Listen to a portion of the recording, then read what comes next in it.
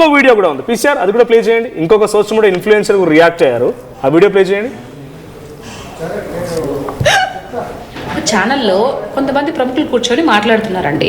అందులో ఒక ఆయనంట ఆ అసోసియేషన్ ఫ్యాన్స్ అధ్యక్షుడంట. ఓ ఇది ఎప్పుడు పెట్టారా నిజంగా నాకు తెలీదు. ఆయన చెప్తున్నాడు ఎవరికి నచ్చినట్టు వాళ్ళకు ఉండాలంట. సిగ్గు లేదు ఆ మాట చెప్పడానికి?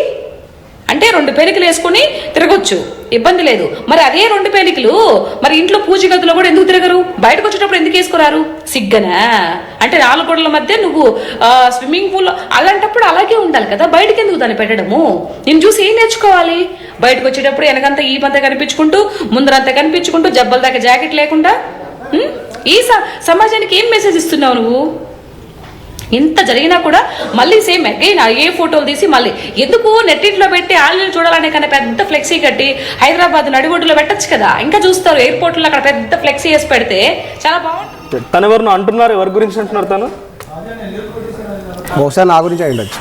ఓకే, ఇప్పుడు స్మూత్ అనిపించిందా? చాలా కామ్ గా ప్లెజెంట్ గా మాట్లాడారు ఆవిడ కూడా.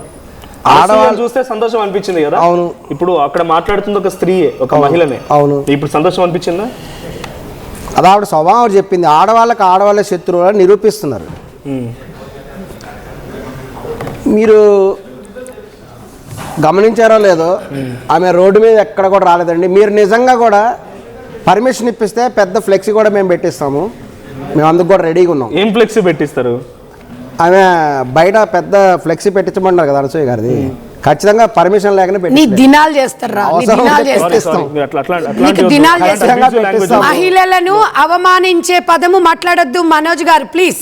ఆయన అంటోంది అనసూయ ఫోటో ఏ డ్రెస్ తోని ఫ్లెక్సీ కట్టిస్తే అక్కడ ఉమెన్ ని అలా చేస్తామంటే మేము ఒప్పుకోము. తప్పకుండా దినాలు చేసి తీరుతా నిన్ను. ఏదేమన్నా కానీ సారీ కట్టుకొని పెడితే ఓకేనా? 100%. సరే ఓకే, ఇది పరిశీలిస్తాము. ఓకే.